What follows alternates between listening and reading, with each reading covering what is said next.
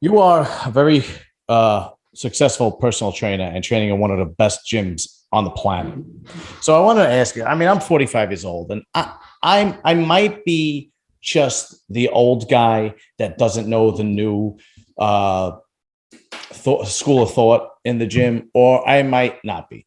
Now, I go to two different gyms. One gym I go to is kind of like very serious. It's called Signature in New Jersey. And matter of fact, Akeem Williams trains there. Justin Oh, Rodriguez cool. trains there. Sean Clarita trains there. All the Jersey guys and a lot of the guys from New York, they come in. Victor Martinez is there. Oh, I love So, Victor. He's awesome. oh, yeah, he's great too. And so I go there. Then I also go to Retro because I live in Jersey. My mother lives in New York. And when I visit her, I could just go to the gym over there because once you join one, you join them all. Sure. But no matter what gym I go to, if I see younger guys or girls, I see they're kind of like trying to overthink things. So, like, let me give you an example. Like, this couple they were doing shoulder presses. Okay, so they're doing shoulder presses, but they're sitting down on the floor on a squat bench. And they're sitting down on the floor, and you know that right below the safety bar, there's like another hinge where you can put the bar. Yeah. Okay. They're kind of sitting there and lifting the bar from there, but sitting on the floor and doing shoulder presses from that, but sitting on the floor.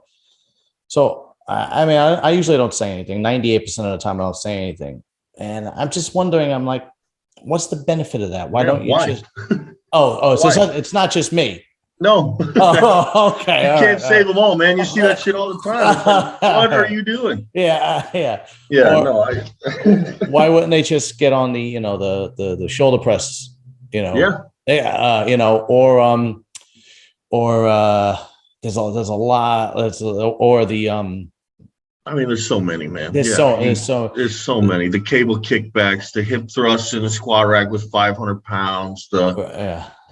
I mean, there's just so many. Yeah. I don't know. Is it YouTubers that these guys are following, social media influences that these people are following that are like just kind of trying to reinvent the wheel? I feel like that's what Yeah, it is. I really do. I feel like what it is because it is now a career path to take Instagram videos and put them on Instagram and then have people subscribe to your YouTube, and like that's a legitimate career path now. Matter of Right. fact, it's one I'm trying to get into. Yeah. But because it's a legitimate career path, of course, everybody tries to take the easy way out, and you have to find something that's marketable. You just have to. I mean, half of stuff personal trainers do is just because, well, it has to be interesting for the clients. It can't be the same thing, because if it was the same thing, which would work just fine, and everybody liked it, well, then everybody would be a bodybuilder. Right. But not all of us can have the patience to just do it. So that's what a personal trainer's job is to make it interesting and make it exciting, along with safe and effective. Right. But people forget about the safe and effective part, the knowledge that goes behind it. And so you take this 22-year-old that looks really good in Gymshark stuff, who's sitting on the floor doing shoulder press with a bar because it looks cool, Right. and then people are going to go do it. Yeah. It's sad. How many of those people are going to sit down, try to do it, lean back, herniated disc, and Yeah. fuck their shit up? And it's like, well, you yeah. sat on the floor with it unsupported. What do you expect? Yeah. Exactly. That's what makes me worried. But I always say to myself, you can't save them all. Yeah, you can. The taking off the shoes thing kind of That drives me nuts in the gym. I just can't stand it. Like, I'm like, put your shoes on. And even though, like, yeah, I understand your Chuck Taylor's not going to save you if a 45-pounder falls on your foot, but it'll make a much less mess, and it'll be less. It's just gross. I don't like it at all. I never like it.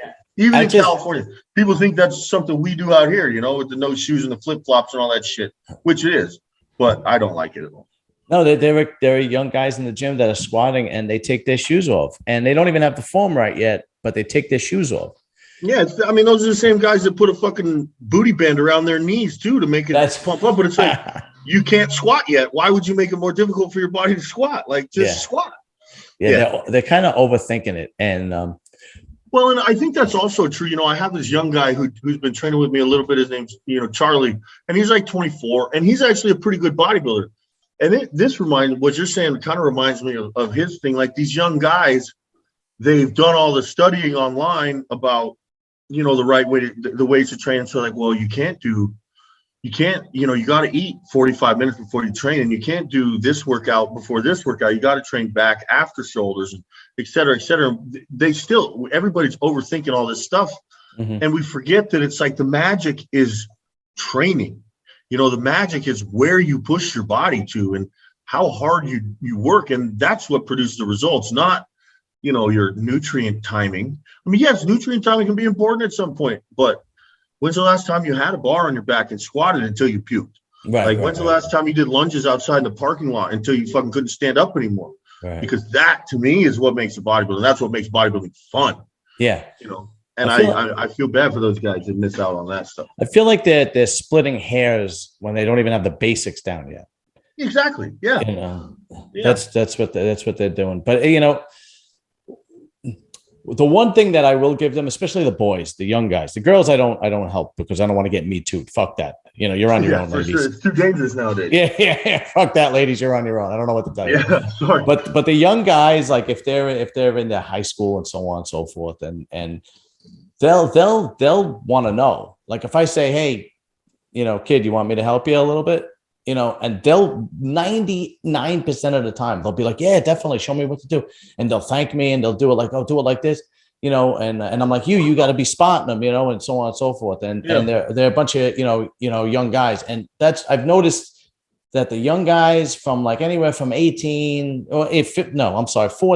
to like 25, they're willing to learn, Mm-hmm. And then what I do is I usually tell them, look, if you want to know anything, follow this guy, follow that guy. And the guys I always say, I was like, follow Charles Glass, follow Dave Palumbo, follow, these are the guys that have been around for years and have accomplished major things. Don't follow the social media people. But